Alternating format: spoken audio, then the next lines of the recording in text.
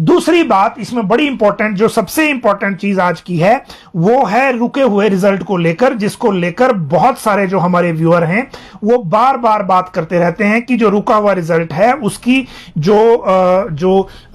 Result है वो कब घोषित होंगे, खासकर जो हमीरपुर कर्मचारी चयन आयोग से जिन्होंने एग्जाम दे दिए हैं, एग्जाम देने के बाद जो रिजल्ट का इंतजार कर रहे हैं। इन सारी चीजों के बीच में हमने आपको सबसे पहले बताया था कि हमीरपुर कर्मचारी चयन आयोग के जो 9 पोस्ट कोड का रिजल्ट मुख्य सचिव के साथ जो बैठक हुई थी, वो उसके बाद ये कहा गया था, क्योंकि विजिलेंस ब्यूरो ने वहां ये कमिट किया था कि 9 पोस्ट कोड हम अपनी जो क्लोजर रिपोर्ट में ऐड कर रहे हैं, क्योंकि उसमें कुछ पेपर लीक नहीं मिला या फिर पेपर लीक का नेटवर्क नहीं मिला है, तो उनके रिजल्ट घोषित किए जा सकते हैं। फिर ये मामला चला गया था हमें ये लोक सेवा आयोग के पास। लोक सेवा आयोग ने हमीरपुर आयोग से 9 पोस्ट कोड का रिकॉर्ड मंगवा लिया था। रिकॉर्ड मंगवाने के बाद जब यहां रिकॉर्ड खोला गया तो वो रिकॉर्ड अधूरा पाया गया, और उसमें अधूरा ये है कि जिन भर्तियों में जो बहुत सारे लोग कह रहे हैं कि ड्राइंग मास्टर की रिजल्ट डिक्लेयर करिए या फिर बाकी मामलों में करिए, जो 9 पोस्ट कोड का रिजल्ट हमीरपुर कर्मचारी चयन आयोग से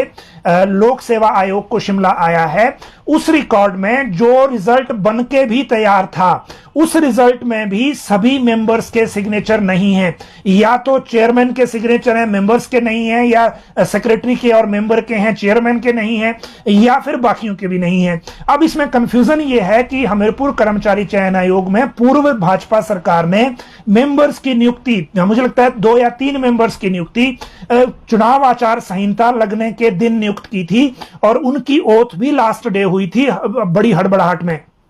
और यही वो वजह है कि उसके बाद के जितने रिजल्ट हैं वो भी, और उससे पहले के जितने रिजल्ट बन के तैयार हो गए थे उनमें भी सिग्नेचर कंप्लीट नहीं है। ना मेंबर्स के हैं, या तो मेंबर्स के नहीं है सभी के, या फिर चेयरमैन के हैं तो बाकी मेंबर के नहीं है, या फिर सेक्रेटरी के हैं तो फिर बाकियों के नहीं है। रिजल्ट कोई भी जब घोषित करता है कोई भी भर्ती एजेंसी, तो सभी मेंबर्स के सिग्नेचर होने चाहिए। अगर आपको भर्तियों के मामले में जो पुराने लोग हैं उनको याद हो, पब्लिक सर्विस कमीशन ने एक बार जब जल शक्ति विभाग आईपीएच होता था तो उसके एईज की भर्ती की थी, एसडीओज की, और जब वो रिकॉर्ड हाई कोर्ट गया, क्योंकि उसमें झगड़ा किसी और तरह का था उस भर्ती में, लेकिन जब भर्ती का रिकॉर्ड हाई कोर्ट गया तो एक मेंबर ने, पब्लिक सर्विस कमीशन के एक मेंबर ने रिजल्ट पर सिग्नेचर नहीं किए हुए थे, और हाई कोर्ट ने जो केस था उस केस के कंटेंट में जाए बिना टेक्निकल ग्राउंड पर ही रिजल्ट को रद्द कर दिया था कि इसमें जो मेंबर हैं उनके सिग्नेचर नहीं है, तो इसकी लीगल वैलिडिटी नहीं है।